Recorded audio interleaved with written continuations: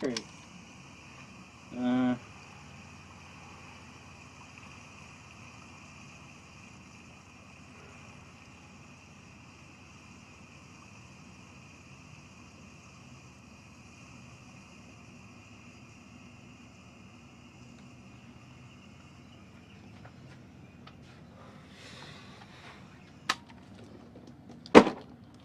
Hi, remember us? We're back. It's the Gaming Galleon. I'm Captain Raz, and let me tell you, it's been an absolute nightmare around here. An absolute nightmare. I'm surprised we're still in the water. We had to get tugged all the way back to Indianapolis to work on getting the ship shape again. We were on our way out to Kelvin's Keep. We get about halfway there and we get hit by the worst squall of our lives. I mean, the sails were ripped. All the lines were snapped all over the place. You know, thank God the hull didn't, breach. I mean, not much. There were certainly leaks. But we're okay. And thank God the hold is okay. We lost some Atari 5200 games. But, everything else is pretty good. The Saturn's good. The Dreamcast stuff is good. The SNES stuff's good. We're okay. But we weren't good for long. I can never tell. Is it right? Yeah. Okay. It was a disaster. And on top of it, we get hit by the squall. And then on the way back, everybody started getting sick. Like, seriously sick. It started with the runs, and then everybody just started getting bedridden, including old Cap and Raz here. It was a nightmare. But we were able to get back to Indy, back to the port. Luckily, everybody pitched in and got the ship shape again. And we're heading back out to Kelvin's Keep. Okay? The navigator's set, and we're just about there. Part of me feels like there was some sort of, divination involved here with everything going wrong. But that's not going to stop us from getting out there, because let me tell you, there's adventure to be had out there in the country of Kragador. That's where we're headed, okay? We're going to be playing Dragon's Revenge for the Sega Genesis. It's one of the most interesting action RPGs you'll ever come across. By Tengen. At least published by Tengen. You never know with those guys. What else do we have today? We got that. We're going to be looking at one of the oddest gaming systems I've ever come across, and hands down the oddest Sega gaming system I've ever come across. We've got a booty segment that I like. I don't think it gets better. Well, it always gets better, but this is probably the best one we've ever had on the show for me personally. And then over here, with more holes than there should be, we have the mailbag. We've got a long, arduous hour filled with adventure and magic and mystery and surprises ahead. So strap in. Thanks for coming. Let's get started.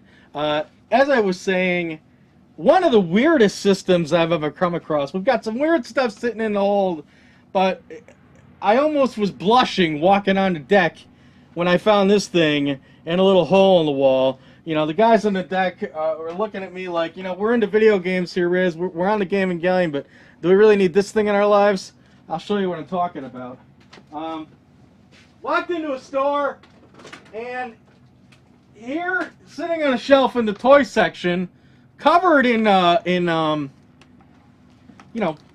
tape, is this guy. All right, can you see it? It's a handful. I mean, look at it. It's like Miami Vice puked all over it. And you're asking yourself, well, I see these all the time. I mean, these are Leapsters. These are, kids' software things. What's the big deal? Well, the big deal is who we see on the front. And that's the only reason that I didn't walk from this thing right away. Just walked right past it. I saw a strange little fox in the front. This was all taped together, by the way. So imagine there was tape on this. I saw that little fox and I said, is that Tails? Is that miles per hour? So some of you may not know who Tails is, and that's okay. Let me dumb it down for you. Not that, you know, you're dumb for not knowing this, but Tails, otherwise known as miles per hour, is Sonic the Hedgehog's sidekick. I assume you at least know who Sonic is. If you don't, he's Sega's mascot, okay? He's Mario's nemesis, or at least he was in the 90s. So I was like, what's with the tails? So I started looking around on this thing, and I noticed there was a plug. Okay, and I look in the plug, and it looks shockingly similar to a Sega Genesis plug. In fact, it says Sega on it. I won't get in there. It's not that important, but... and so here we are. I didn't know what this was, but I bought it. I was like, it's Sega. We at least have to figure out what it is. And, you know, this was something that I really wanted to know a little bit about before we sat down and dug into it. But I did a little research, and apparently this is the Sega Pico. Look at that, the Sega Pico. It says right on there, emblazoned in all its 1990s Sega logo glory, Sega Pico, okay? And obviously looking at these, you're like, well, this has got to be some sort of preschool system, and that's exactly what this is. This was apparently a Sega system made for kids 3 to 7 in 94, or at least it was out in 94. I mean, talk about prime Genesis time. That's when Genesis was king, baby. 1994? And here's like a preschool system they came out with, and you think it's not a system. It's a system. I mean, look at the side here. Look at all those cords coming out. You got your yellow and your white that would plug in the old tube TV. You got your plug here. And then on the inside, you've got one ridiculous looking interface. Look, you've got a D-pad here of sorts. And then you have what they like to refer to as the magic pen. This is nothing, you know, too crazy, you know, these days. But, I mean, what is going on here? And then, as you can see, there's a book. Okay? And we have a few of those. That's the Tails got a book. We've got a Mickey book here. You open it up, and there's all kinds of pictures that I assume you use the magic pen to interact with. You plug the thing into the television, and maybe it reads what the magic pen's doing. There's this. Maybe you can draw. I mean, talk about an enigma. This has got to be the weirdest thing. Sega's come up with some weird stuff. This takes the taco. Let's take a look at the books. And these aren't exactly... Oh my god, can I move the stupid booty segment here? Hold on. What a nightmare. What are we, 35 minutes in? Jeez. To be honest though, are we? Okay, alright, that's fine. Yeah, where were we with this thing? The Pico. Let's look at the software. And it is software. It's actually called Storyware. That's what these were called. And this is why they're more than just a picture book that go into the Pico. Flat out, they're a cartridge. You look at that? Isn't that incredible? And the Pico, while it's not a Sega Genesis, it was built with the same hardware. There's a Sega Genesis in here. Are you out of your mind? A purple and turquoise Sega Genesis? I mean, we can't exactly play Streets of Rage on this thing. You know, what games do we have? Should we go down the line? Gotta go down the line on games, right? I'm sure there's some hardcore Pico fans out there biting their nails, you know, to know what storyware we have. It came with 4 of them. There's 2 ways to open this thing. There we go. Child safety locks. You've got, what is this? Is that Walt Disney there? Mickey's Blast into the Past. I think that was Thomas Edison. Mickey's Blast in the Past. Oh, that's neat. You gotta look at this. You gotta take a look at that. I haven't even seen that yet. That's where the cartridge goes in. Can you see that? I'm trying to stick a finger in there. See that? Look at that, huh? That's where the storyware goes in. Absolutely fascinating. It says cartridge there. Cartridge. I don't know if you can see that, but whatever. Alright, Pico, you're done. What are the other storywares here? Mickey's Blast of the Past. Tales and the Music Maker. Richard Scarry's Huckle and Lowly's Busiest Day Ever. I think I remember seeing them on PBS at some point. And finally, we got Eco Jr. here. Eco Jr. is actually a Sega property too. So 2 Sega properties here. A little more research on the software. Only about 13 to 15 of these made it to American shores. A lot more when we're in Japan. There was one that was Sonic. Kind of, you know, I don't know why I cared, but I was like, if only the Sonic one was in there. But I mean, talk about weird. I don't even know what to do with it. I'm thinking about giving it to a kid. Who, you know, what kid well, a 3-year-old wouldn't care. I mean, there's a pen, Mickey, you know, maybe you'll learn about Tails. Who knows? I mean, how else is he going to learn about Sega, right? It's not like they're around these days. At least not for children 3 to 7. So that is super weird. Really breaks the Goofy meter. They had it marked for 7. I asked for 5. She did 6. Whatever. I couldn't leave it behind because it said Sega, and especially because it was right in that sweet spot of when Sega was king, and right when they thought they could make absolutely anything and it would sell, like the Sega CD or the 32X, just attached to the Sega Genesis. Rip the guts out of a Sega Genesis, put it into something that's teal and purple, sell it to preschoolers, it'll run. You know, it was that time where Sega was king, they were Caesar, and you know, eventually the empire crumbled, much like Rome. So, what are you gonna do? That's it for that. Let's make it into Calvin's Keep. There's a lot of story going on here. We are encountering a fantasy today, a fable, if you will. We'll get into it for a little bit now. This is Dragon's Revenge. I mean, does it get more RPG than this? You got a dragon, you got a chick. That is a sorceress, by the way. That's Darzel. She's in cahoots with the dragon. The dragon has been terrorizing Calvin's Keep for millennia. I don't know about a millennia, but a long time. I could get all the details here because we have the instruction manual. And let me tell you, this has a lot of backstory.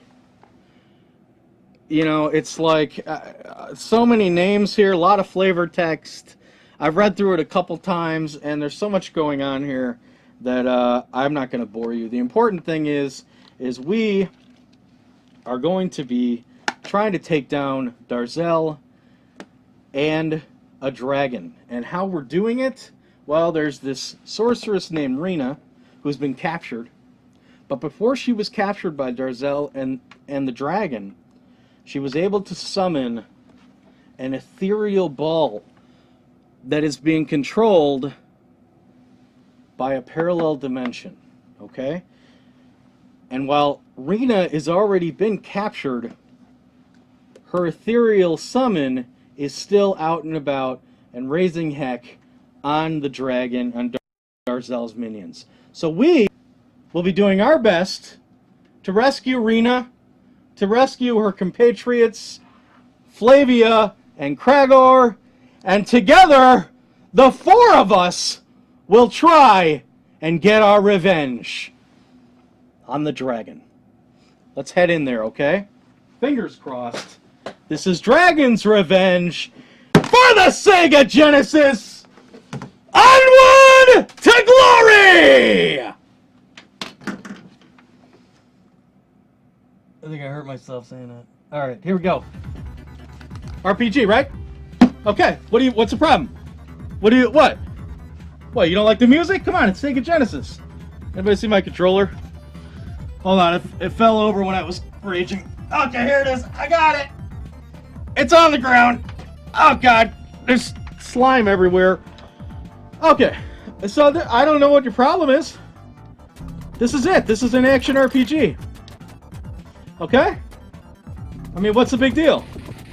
You're looking at me like you're crazy. This is it. This is the story. Somewhere in here is Rena. Somewhere in here is Kragador. Kragdor. And somewhere in here is Flavia. Okay? And we need to track him down. And in the middle of it all is that evil, treacherous traitor, Darzel, who's been... Ah! There she is! Oh, God. There she is. See her in there? Oh, I'm gonna take you down, Darzel. Whoa, whoa, whoa, whoa, whoa. Oh, my God. What year was this made? I threw the, It's not good. It's not a good start. I can't believe it died already. I can believe, actually, but you know, we're talking about, the magical orb being controlled by some mysterious force in a parallel dimension. Oh, whoa, hey now. What a freak out. Oh my god. That's us. We're the mysterious force from a different world. Alright, now all these Cthulhites here.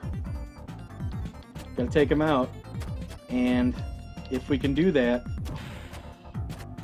prepare to get your mind blown. If we can manage to kill the rest of the Cthulhites and get into that skull here, we should be able to get a chance at freeing Rena. Alright, here we go. That's Rena on the right. And as you can see, she's being held hostage by trolls that are voluntarily decapitating themselves and using their heads as weapons. Makes perfect sense. This is fantasy for you. You know, who needs reality when you can plug in a Sega Genesis game and get that kind of strangeness in your life? Oh, jeez. Come on, baby. We gotta save Rena. No! Drat. That's a problem. Alright, well, we haven't lost her forever, but she is still imprisoned. As are Kragdor and Flavia.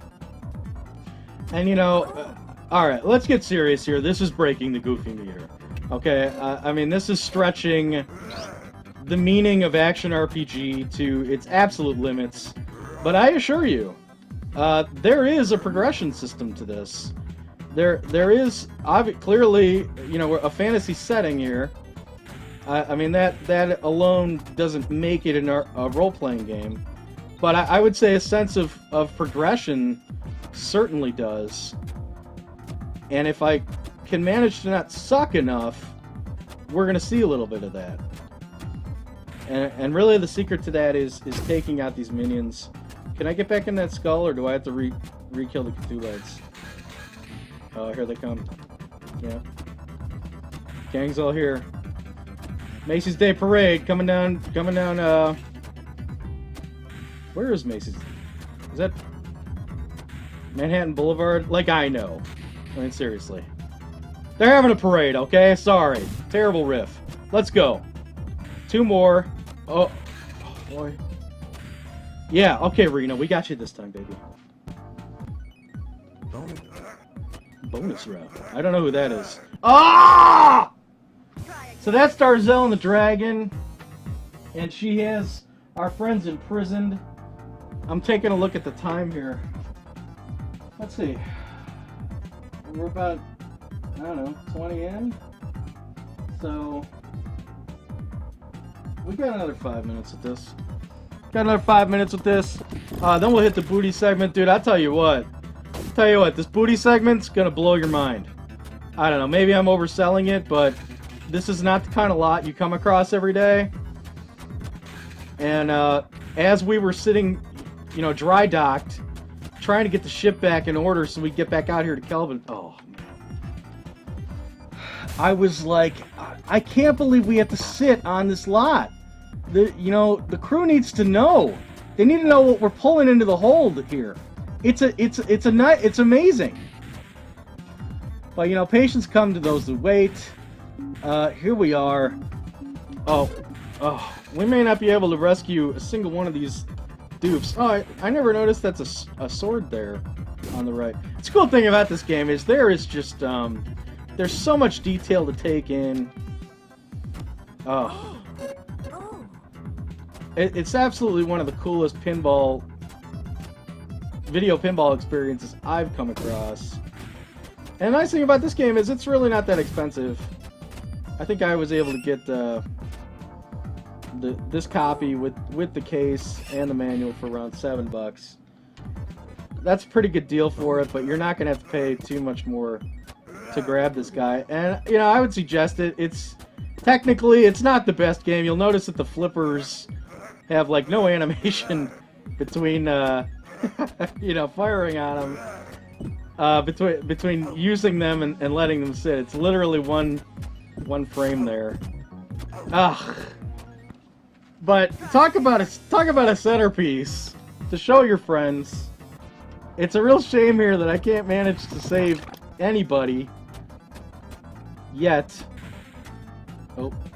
And I've yet to defeat the dragon when I have sat down and played this game. But I get a little farther every time, for the most part. And, you know, obviously this is pinball. This is a round based around just going for a good score, you know, having a couple friends sit down, taking turns. Okay. Alright, now we're going to try and rescue Flavia. And you see, that's Flavia. She's the, oh, God. That's so hard! That is really rough. 10... I don't know how much time we have. I almost want to just play the game out. What, I got 2 more lives? I mean, unless I do awesome, this isn't going to last long.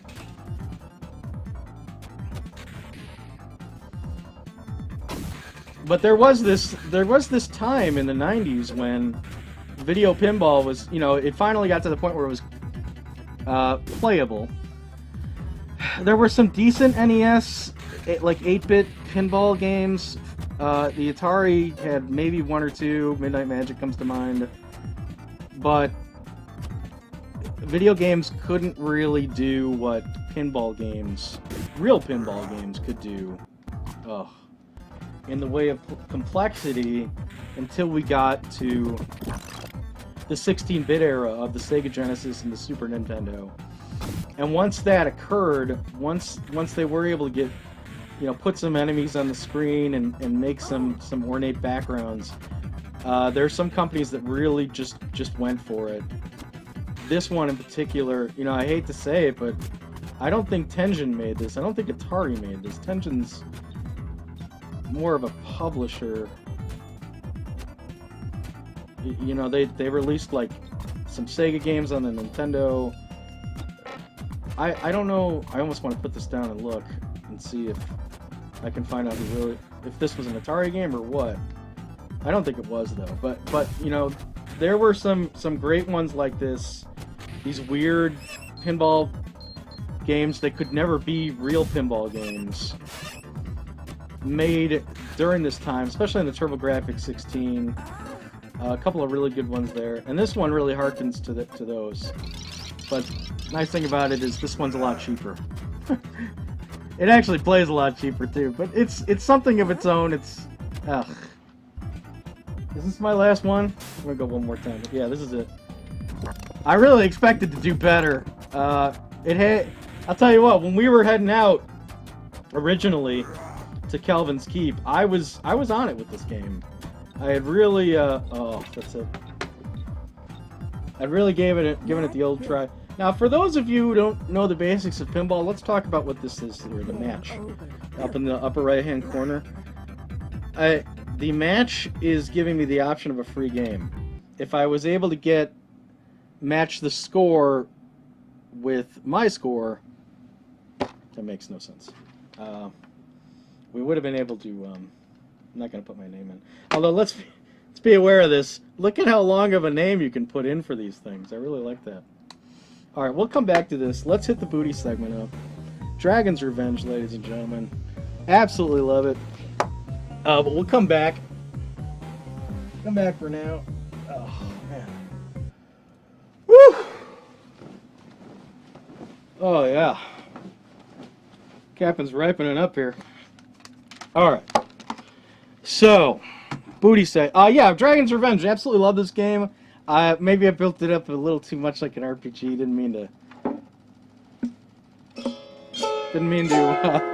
you know, mess with your head too much. But, like I said, it's an interesting blend between... It's not the kind of combat in an RPG you'd expect. I guess is why I like it so much. I always like when an RPG is more than just slash at a guy. Those are fun, but it's always neat to see developers try something new with an old genre like RPGs. Okay, the booty segment. Okay, let's get to it. I'm really excited about this one. So I walked into a place, and already I was in pretty good shape because they had this box full of dollar stuff. Okay? And it wasn't Madden 97 and, you know, Rugby 2008. It was some pretty cool stuff. So let's take a look.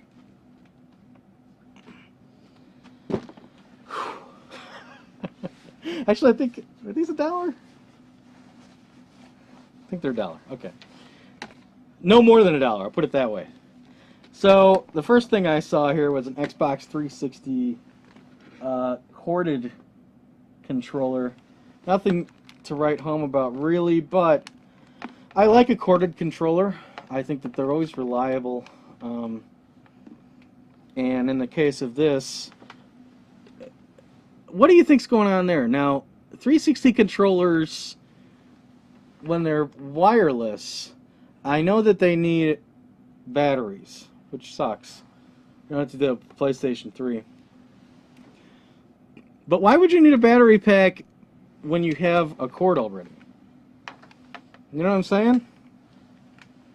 Not exactly sure why that is. I'll probably have to ask the boys over at Y&L and see what's going on with this guy. But I figured for $1, it's in nice shape, with the exception of that thing.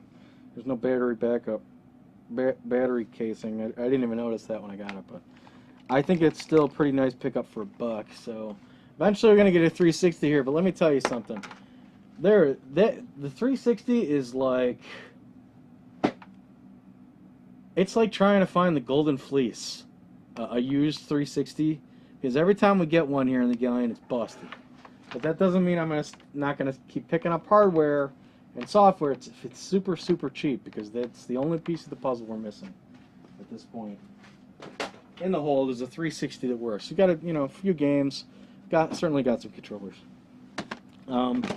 Next, I saw this. This is actually the first thing I saw. PlayStation 3 controller, brand new. Now, it's not a Sony controller, but let me tell you something. These PS3 controllers are really hard to find in decent shape if they're used. So I was happy to find this for $1. We play a lot of 360 here in the Galleon. 360 PlayStation 3 here on the Galleon.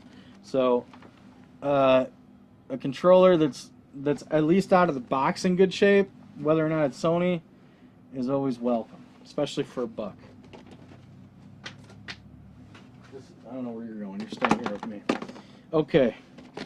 Then we have the Wii controller. I didn't even notice that this was actually a Wii controller until it was pointed out to me. There's 10 million Wii peripherals sitting out there, and a lot of them new because nobody wanted to pull like, oh, a tennis racket to attach to my controller. Again, this is not a Nintendo brand Wii controller, Wiimote, but these things can come in very handy. A number of different really good retro games can be played just with the Wiimote. So for $1, absolutely. Okay, then I'm looking at these. I'm ready to bring them up. I bring them up, and then one of the gentlemen says, "Hey, Cap and Raz." Or he doesn't say to me. I think he says to his partner. He said, "Hey, are those old Nintendo games still sitting in the back?" And his partner's like, "Yeah, I think so." And he's like, "Yeah, those are still oh yeah, those have been there forever. They're on clearance." Captain Raz, I know you're into that stuff. Why don't I go get those for you? I'm like, okay. What kind of Nintendo? He's like, oh, it's really old. I think it might be the first one. And it's like the clouds part, you know? It's like life has meaning again. To think that I'm about to uncover some Nintendo games that you know, who knows what they are. That is always an unbelievable treat, because that's my game, baby, the original NES. And not a lot of room left in there. Let's get started. He pulls these out, and he's like, well, there's a Nintendo with it, but I think I'm going to get the Nintendo. And this is a younger guy, so that's great. You know, it's always good to see somebody a little younger into that. These days, the young guys their nostalgia system is N64, and I respect that, but NES is, for me, the way to go. So he said he wanted the NES, and that's fine. We have NESs up the yin-yang here in the Galleon, but I was really interested in the games. So he pulls out a stack, and he grabs a couple he wants. And that's okay, because we have quite a few NES games. Your average guy just getting started, he's probably not looking for the games that we want. And that's exactly what he did. He pulled a Super Mario Brothers Duck Hunt. He pulled Super Mario Brothers 2, and then he pulled a Just Duck Hunt. And then he had the gun. He grabbed the gun too. So the gun, 3 games, the NES, he was going to take that, and then the rest of the NES games were up for grabs for the old Sea Dog here. Okay, so let's take a look at them, and then we'll get into the nitty-gritty about what we paid. Okay? Ring King. This is going to be long. Where are we at? We're halfway there. We're halfway there. We got our butts handed to us in Dragon's Revenge, so we really don't have to get back there anytime soon, do we? So about 5-7 minutes. All right, we'll see what we can do. Okay, so here you go. Ring King. Who made this? Data East. Data East made some great stuff, especially during this era. Bad Dudes. Well, they made... no, they didn't make that. I don't know. Well, Bad Dudes comes to mind. Anyway, Ring King is great. A lot of fun. It's boxing. This game is really most known for in between rounds. For whatever reason, it's a boxing game. So obviously, you go to your corner, and there's some sort of assistant there to take care of you. I believe what they were trying to do was they would have the boxer sitting on a stool, and then they would have his assistant coming up to his front, maybe getting on their knees to, I don't know, shine their shoes. I have no idea what they're trying to do, but if you see this, it's in no way what it looks obscene. I'll just put it that way. Okay, so whatever. Always one of the funniest little inside jokes for Nintendo players back in the 80s is whatever's going on between rounds here in Ring King. I don't know, maybe watch a match on YouTube or something. You'll see what I'm talking about. Your mouth will drop. Okay. Top Gun. Top Gun. Couldn't be a more common game. I was in a video game tournament about a year ago, and the last round came down to a pass-fail, and it was to land on the aircraft carrier for this game, and I failed. I think I went from ranked 2nd to like 5th, all because I couldn't get onto this stupid aircraft carrier. Sky Shark. I really like Sky Shark. Looks like there's an old tag on here. Just get that off of there. Sky Shark, made by Taito? Is that right? Yeah, Taito. They made Space Invaders, whole host of really awesome NES games. And Sky Shark is basically, you know, a top-down shooter. Couldn't be more common of a game, but a lot of bang for your buck. I really like it. It's, you know, it's planes shooting planes. 1942 kind of stuff. Good stuff. The Legend of Zelda. I think you've heard of this one. Pretty beat up, but there she is. Emblazoned in gold. I always love the tagline here. experience the challenge of endless adventure.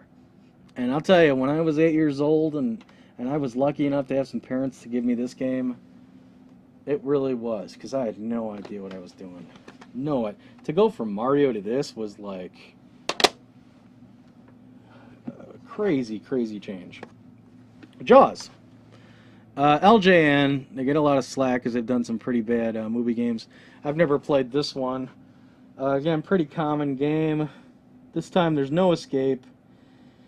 You know, Jaws. Kind of cool. Oh, this is awesome. Gradius. Gradius by Konami. I mean, you got one of the absolute most badass box arts ever to come out on the NES.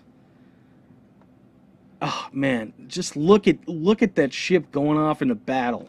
You know, Gradius made by Konami. Really fun side-scrolling shooter. Can't get enough of it. This was awesome that this was in here. Castlevania 3, Dracula's Curse. The first Castlevania is awesome. The second one I really like too. This one though is my favorite in the series. Multiple characters, multiple paths, incredible soundtrack, a real macabre setting, especially for an NES game. This is one that I'll pop in when I need to test some hardware, or I really just want to kill an hour in a good way. Great game. Castlevania 3. If you're gonna spend the money, it's not a crazy expensive game, but if you're only gonna buy one Castlevania for the NES, Castlevania 3, hands down. Rad Racer. This has got to be the grossest cart in the lot. Look at this thing. What the heck happened to it? It looks like it got run over or something. You got to wonder what happened to these things. If only they had carbon footprints. Figure out what the heck happened to them. But Rad Racer, you know, it's a racing game. Very early racing game. Another very early game. Mike Tyson's Punch-Out. You know, what can you say? It's still an incredible game. Still a lot of fun. And, you know, he was like the bully of the neighborhood back then. You know, he really was. I remember a friend of mine having it. And us all going over to his house and finally getting to Mike Tyson and it just being like an absolute disaster. I mean, one punch and you're knocked out with this guy. Mike Tyson was a maniac before he became a maniac here in the NES. And a little known fact for those of you who don't know, I'm sure all day you've heard of Mike Tyson's Punch-Out, but eventually he did get into some legal problems, and Nintendo disassociated themselves with Mike Tyson, dropped his name from this game, and then re-released another version of Punch-Out called just Punch-Out, and took Mike Tyson out as the last guy that you fight. Pretty amusing. So there's actually two Punch-Outs available on the NES. One with Mike, one without the other. If you can get past all the politics, this is always the one to go with, in my opinion. Tiny Toon Adventures. And I was very excited to see this because you may be shaking your head, but this was actually the only NES game in this lot that we didn't already have in the hold. That doesn't mean this isn't awesome, because these guys, they're like gold, you know? They're always fun.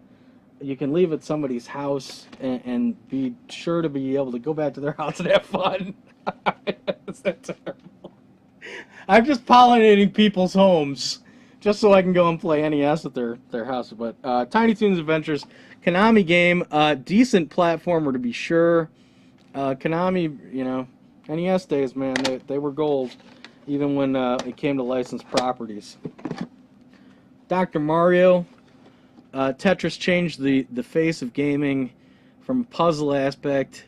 Dr. Mario tried to keep up with the pace. It certainly did. This is still a great game. Highly suggested. It's available on all sorts of different platforms. Cheaply. Have fun with it. Absolutely. Commando. Commando by Capcom. You're one lonely guy in an army of guys who are there to take you down.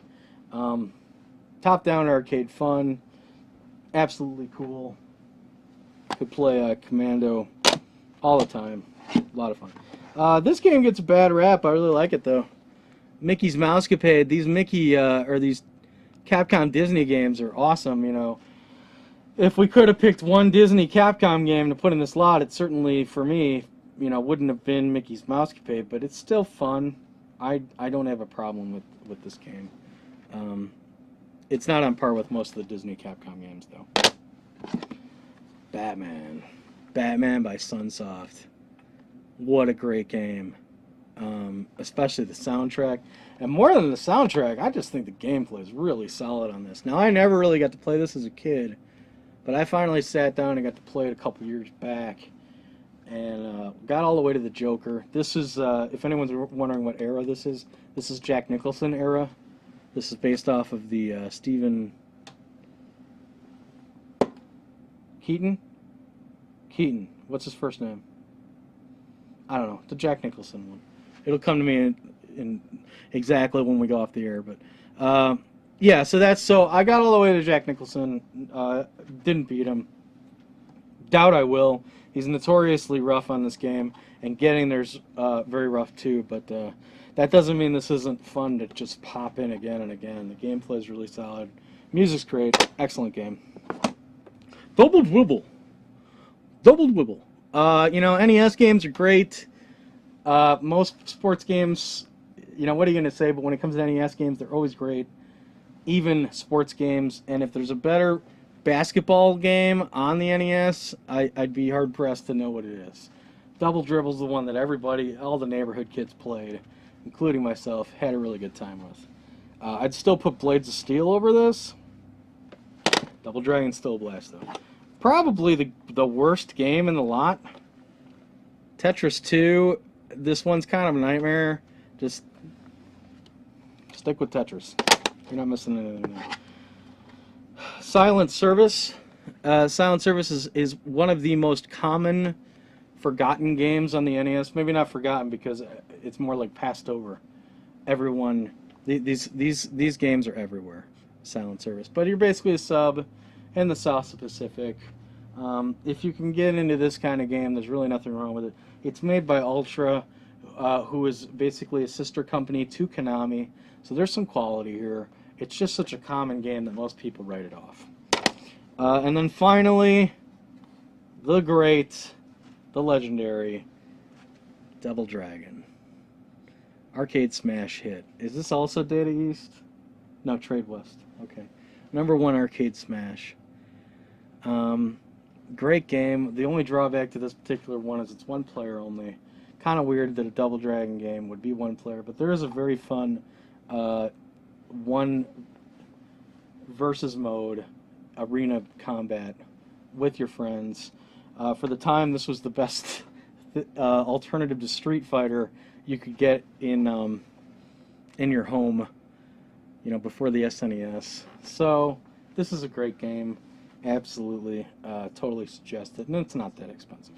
So, how many games do we have here? 1, 2, 3, 4, 5, 6, 7, 8, 9, 10, 11, 12, 13, 14, 15, 16, 17, 18 NES games. Okay. Controller. So 21 items. The vendor asked me, you know, we've got a relationship, so he's like, you know, what's a fair price on these, Raz? And I gotta tell you, I lowballed. I lowballed probably to the point where I should be ashamed. But I knew that they weren't that worried about it. They'd already said their clearance, let's just get them out of here.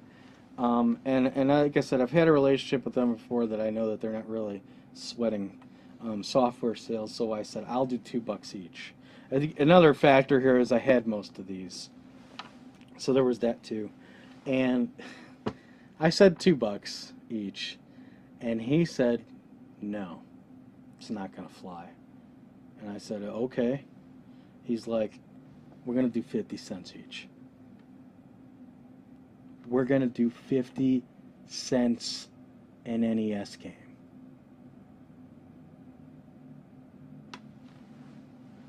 Okay, farewell and adieu. No, we're not done yet. But I mean, what are you going to do with that? It's insane. So what's that? 18 times... I'm not going to break it down, but I remember I walked out the door with about 12 bucks here.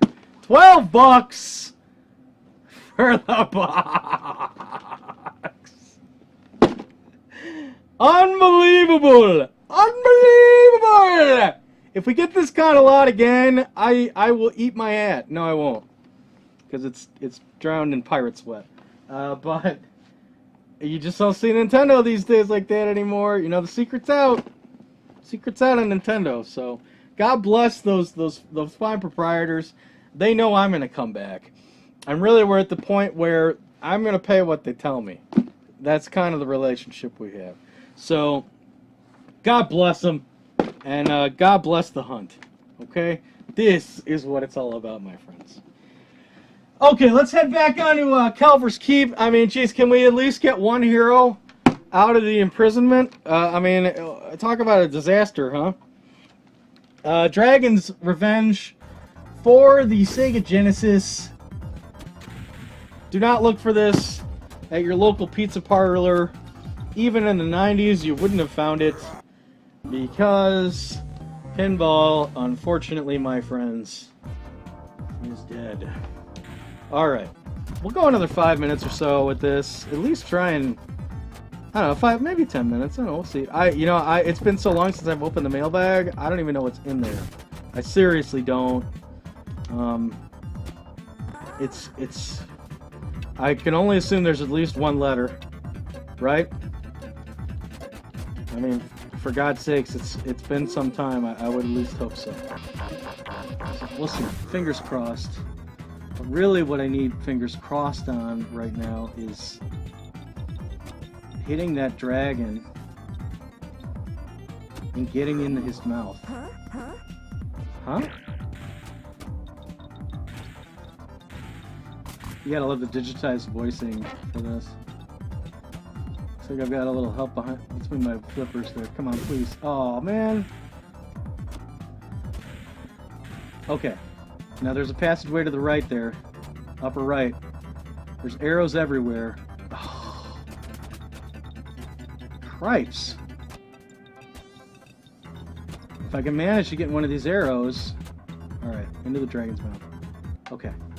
Let's try and rescue Flavia from the tree and spiders. Oh, man. Darzel, I hate you.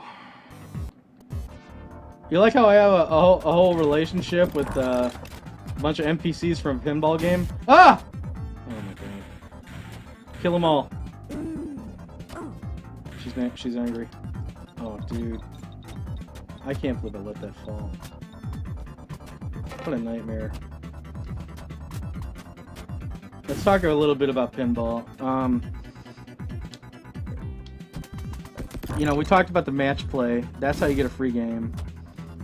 You gotta, at the end of it, every game there'll be a match play, and if your last three numbers are the same as the match, you kind of win that.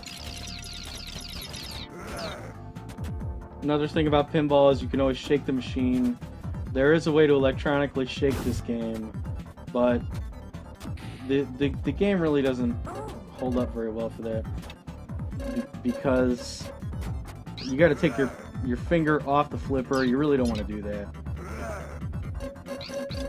So I usually just kind of play a clean game. Somebody's fooling around with the xylophone. You gotta love the digitized. Look at just cleared Starzel!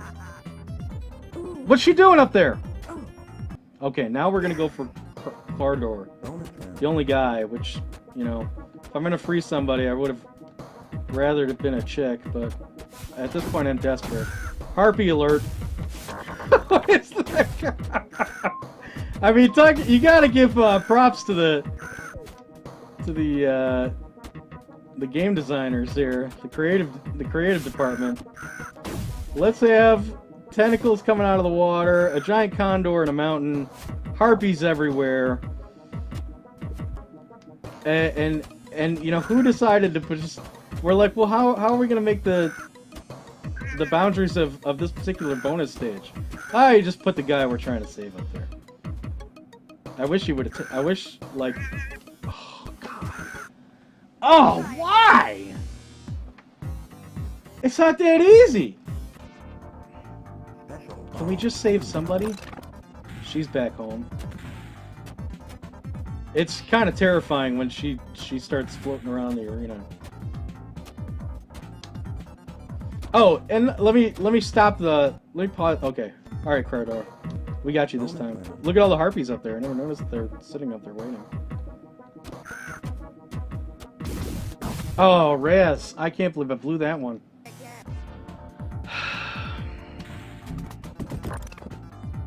Come on. Oh. Here's the Cthulhu lights again.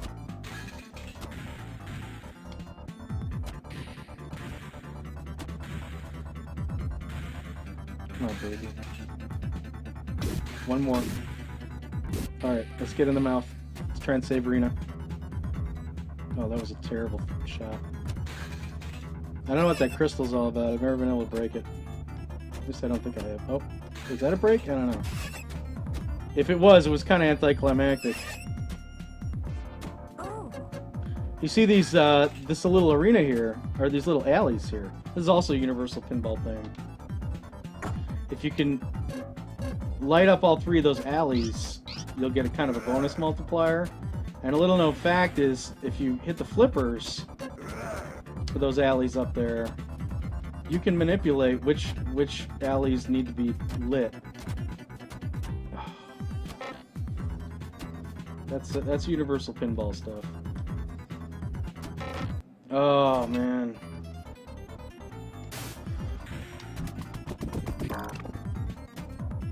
You see there's a lot going on here. A lot of options. Oh. Oh! You know, now I'm just going to balls because, you know, we don't have much time anyway, so. And at the rate I'm going, you've got to be bored out of your skull. Like, I apologize for my performance. You know, what are you going to do? Clearly, this is not a game that was meant to be beaten easily. They're like, you know, we're going to be asking $40 for this stupid game, and we're giving them one table. If we're not going to give them a lot of content, we better make it incredibly challenging content. Oh. A couple more balls here, and I guess my game will be over in utter defeat. Darzel will have taken over Calver's Keep. Utterly. With no resistance from the heroes. Thanks to yours truly. And I'm telling you, I've rescued some heroes playing this. Alright, it's happened. I swear. Give me in that dragon. I still gotta kill all his minions. Oh my god. Kill them all. No. Oh. Fine, kill all of hers. Kill somebody's minions. Okay. Okay. Okay. What a nightmare. Look at the look on his face. That little blue guy's face. He seems very unhappy. Okay. Flavia, we got you. We got you. We're gonna end on a high note here. We're gonna save Flavia. Oh, stupid spiders. Get out of my personal space. What are these guys, Japanese? There we go. Back off. Oh!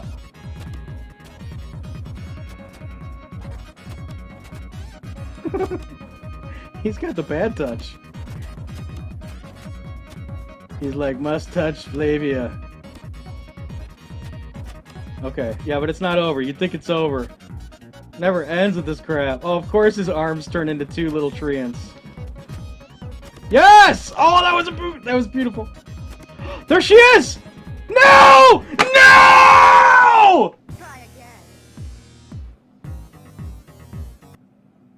I don't want to try again. I'm like on my knees right now. Oh, God. Oh, man, let's wrap it up. I'm sorry, Flavia. Oh, man. I'm sorry to Flavia, and I'm even more sorry. I'm even more sorry to you. Wow. It was a gutsy move doing Dragon's Revenge because obviously there's only so much content to go around there.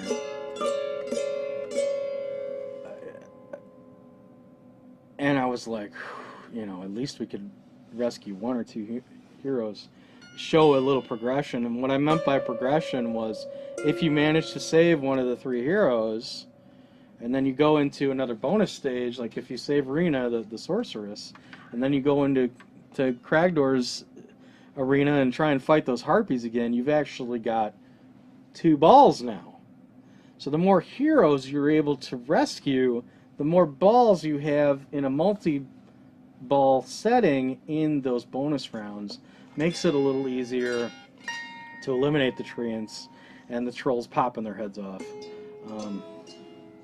So that's the RPG element to this. I've never beaten the dragon. I have gotten to him, I believe. I've freed all the heroes. And we faced the dragon. It's not a pretty sight, but sadly we have not beaten him. Maybe one day, maybe we will help the fair people of Kaldor's Keep, located in the misty mountains of Kragador. But not today. Not today. Okay, mailbag time. Alright, let's see what we got here today. An old bag. Great. Some sort of magazine here. Game Informer. A couple of Game Informers. Thing I know about. Old empty water bottle. Got some dice. A couple old balloons. Oh, cool. Seems pretty neat. Little Pokemon walking meter.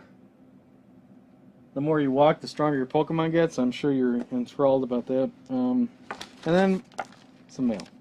Okay, what do we got here?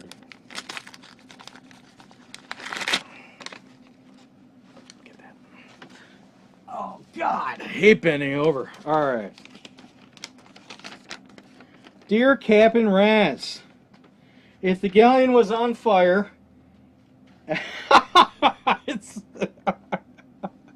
I swear I didn't plan this letter to be in here, but it's almost creepy to read this. If the Galleon was on fire and was sinking into the sea, which system and games from the hold would you save if you could only save one platform? Okay.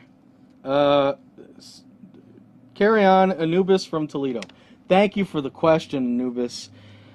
Like I said, it's kind of weird that you sent this because we were actually facing this to a certain degree. Like I said, that squall was not pretty. But we survived. And it did get me to thinking, if there was one system in games that I had to save, which would it be? I think, and this may shock you, but I think I would probably have to go with the Game Boy Advance. And the reason I would go with the Game Boy Advance is we're definitely, if these are the only games we'll ever have ever, one platform and whatever we have in the hold, and that's it for the rest of our existence here on the sea, the Game Boy Advance is the way to go because we have so many of those stupid little games. And also, you have to factor in portability. You know, I think a lot of people don't always factor that in. They'd probably be like, you know, breakneck speed. They'd be like NES, SNES. And as much as I love my NES, you can't take it everywhere. But the Game Boy Advance, you can take it everywhere, and there's games like nobody's business. There's SNES ports like the Link to the Past. There's Nintendo ports like Metroid. There's, you know, really weird obscure stuff like Ninja 5.0 for the by Konami. There's first-person shooters. There's RPG. There's tactical turn-based strategy games. I've spent so much time with the Game Boy Advance over the years, and it's on a system that would, you know, fit right in your pocket. And if the ship is sailing, is sinking, it's the one collection you can put into a treasure chest, put under your arm, get the heck out of there. So I think that's probably what I'd go with. That's not to say that I wouldn't be absolutely devastated, you know, to lose things like the amazing Sega Dreamcast collection we have sitting in there.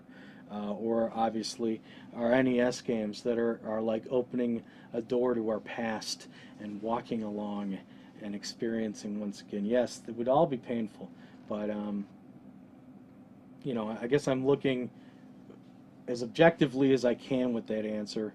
What's going to be the best run for our money in the long run? I'd say the Game Boy Advance. So that's where I'd go with it. Lots of hardware choices with that too. In fact, you know, there's some converter choices, but I don't think that would apply. I'd like to try and include a GameCube in on that, because the GameCube has a GameCube converter, Game Boy Advance converter, but I think that may be cheating the question a bit, so I won't do that. But at least the Game Boy Advance hardware, there's a lot of different options, and there's some very quality options. So yeah, Game Boy Advance is where I'd go with that. So thank you, Anubis, very much for the letter. Creepy as it is that you would word it in such a way, considering what we've had to be putting up with here in the Galleon, it's very much appreciated. And if you have a question for the Gaming Galleon, anything at all, by the way, please write it to thegaminggalleon@gmail.com, and it will be shipped here, and you may end up in our mailbag. Okay? So let's see. Let's take a look at the wall. Not bad. We're doing okay. A little bit over, but not by much. It was a really good time. It was a dark moment when that squall first hit the ship, and we started rocking.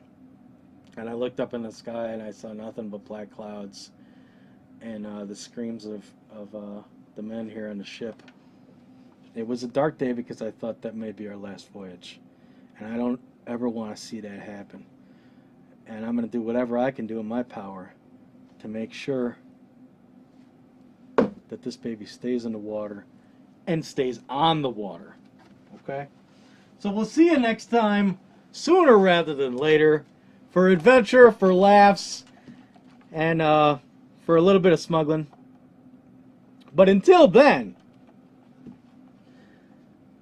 well and adieu to ye Spanish maidens, well and adieu, ye ladies of Spain, for we received orders for to sail to Cragador, and lo, nevermore shall we see ye again.